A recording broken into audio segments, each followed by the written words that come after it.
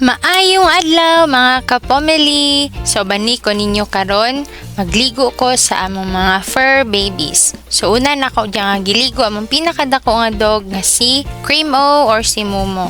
So kato kong gimix kaganiha is zero mite. Shampoo to siya sa kanang manok nga pwede pod sa iro kay makapatay siya sa mga pulgas.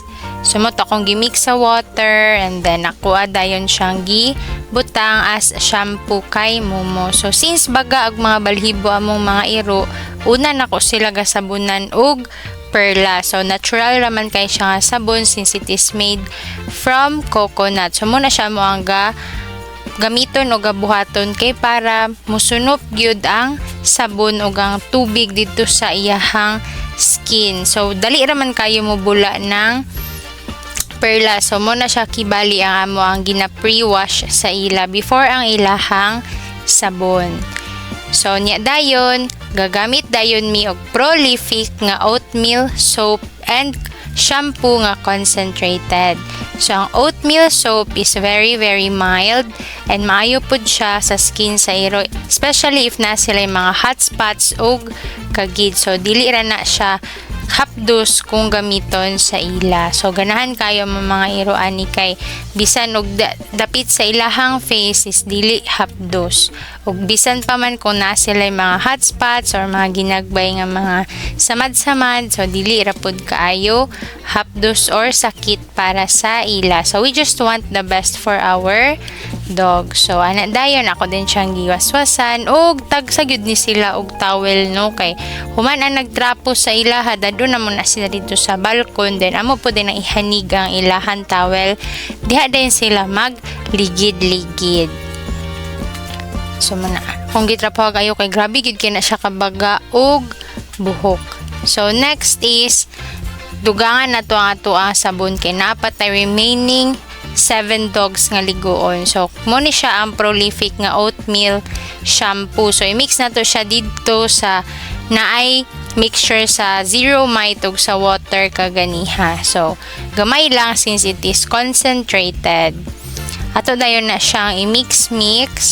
Ato siyang alugon og ayo para ma-mix gyud kay very thick man tong ato ang prolific nga oatmeal shampoo. So next na po dahil na mga giligo diha is si Horton. So kana si Horton grabe kay na siya kalihok busa nagpatabang na gyud ko sa mga working nga si Brian kay siya ang magliguan na sa iya kay lihok gyud kay na siya kusgan pag gyud kaayo. So hyper kay na siya nga dog. So same ra gihapon sa process sa pagligo kay Momo ganiha, i-pre-wash nato siya using ang ato ang perla nga sabon. So blue ang akong gigamit diha kay puti man ang ato mga dog. So at this point naglaga ko og bayabas kay naami dog mga kapomeli nga kagiron. So moto siya nagpabukal ko kay moto akong gamiton unya nga iligo sa iya kay antibacterial man ang ato ang bayabas. So sunod na mga giligo is si Babolita. So siya mo ang youngest diha no. Hinatag ra pud ni siya sa amoa. So cute kay na siya kay pandak. Galing lang kay kusog pud kay na siya mo kapyot no. So kinahanglan gyud ta nig extra strength kung ato ni siyang liguon. Next din ako nga giligo is si Milkito Bactin. So Milkito Bactin akong itawag sa iya kay cute manggod kay ni siya kay tambok ug iyang mga kamot is mura og kana bitaw tiil puro magtiil sa kanang baboy no. So I so love my dogs. Manang ganan gi ko mag-name og name sa ilahan no. So man si Milkito behave lang na siya pero mura na siya og husky nga askal type lang no. Then mukanta pud na siya taas kay na siya og tingog. So diha nga part nagsugod na siya og kanang kanta no. Yan ganahan kay na siya kung liguon na siya. So mao na ni siya ang amo ang dog nga si Smokey katong kagiron no. So daghan na kay mi og gitambal na sa iyaha, gidala na pud namo na siya sa vet. But unfortunately wala gyud na ayo ang iyahang kagid. No, so amo na siyang gihatag sa una din gibalik sa amo kay dili sila kabalo og alima. So didto na siya nakakuhaan na iyahang kagid. It may be since baby pa siya mga 2 months is gipakaon na nila og shrimp or chicken. So mo ni siya ang ato ang giboil ganiha nga bayabas nga mga dahon. So ako na siyang gipabugnaw ug gibutangan nako siya og water. So gamitan nato si smoky og oatmeal concentrate, shampoo by Prolific.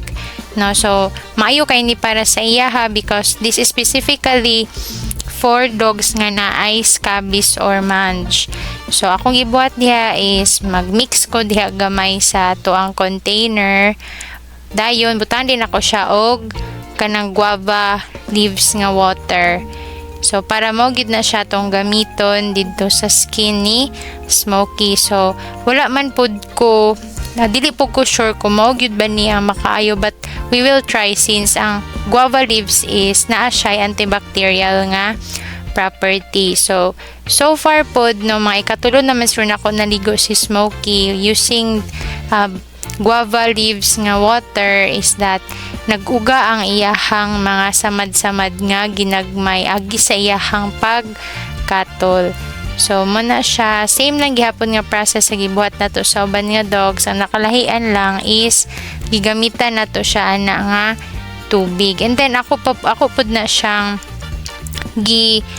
soak for mga 5 minutes, no? So para lang musunog po kayo dito sa mga affected nga part sa iyahang lawa. So behavior pud na si Smoky pero gakanta pud na siya kay dili na siya gusto maligo, no? So tip lang nako sa inyo pag namoy dog nga dili gaganahan og ligo, especially katong naay mga skin disease, is that inyo gyud silang istoryahon para ma-assure sila nga they are safe in your hands.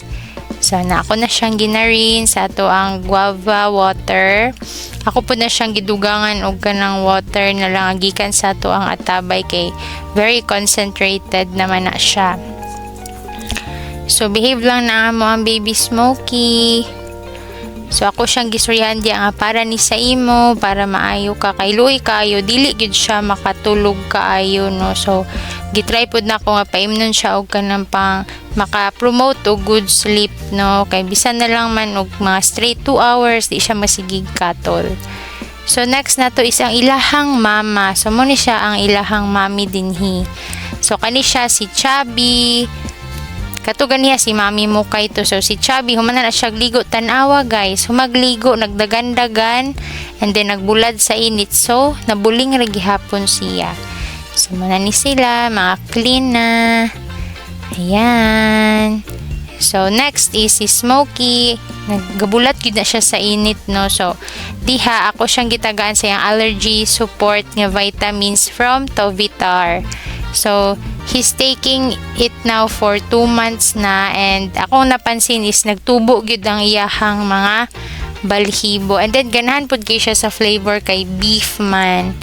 So next is napod siya cream, no? So para na siya sa mga kanang naay mga hot spots o naay mga kagid. So nana siya mint o kanang sunflower oil nga mixture. So ako lang po ibutang sa description later kung aha o kung unsa na siya nga mga products asa siya mapalit.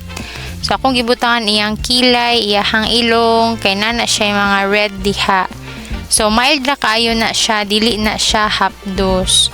So bugnaw ang pamati siguro ana ni Smoky kung butangan siya kay naaman siya mint extract.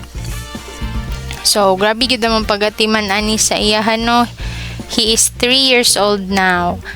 So kani naman si baby Mumu. So since siya ang naay pinakataas ug pinakabaga ug balhibo, dali ra kani siya magmat.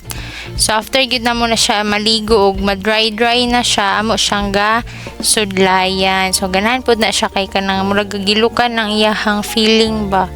And then one thing nga Mumu loves gyud is that kanang pirmi siya hawiran, pirmi nimo siya istoryahon ug muundang gani ka na sayo kadol-kadol kay iyaha gyud kang kuhiton. So diya dapit sa iyahang part sa lubot kay daghan na kayo nagmat nga mga balhibo. So it is very important nga ato na siyang i-remove kay mo na siyang manimaho. And then mudaghan pud na siya og mudako. So luoy kayo tan-awon.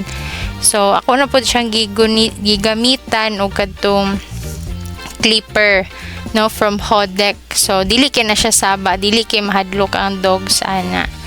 So muna na siya. So everyone, love your pets kay gihatag yun na sila sa Ginoo sa ato para panggaon og alimahan. So see you on our next po mga kapomeli. Bye!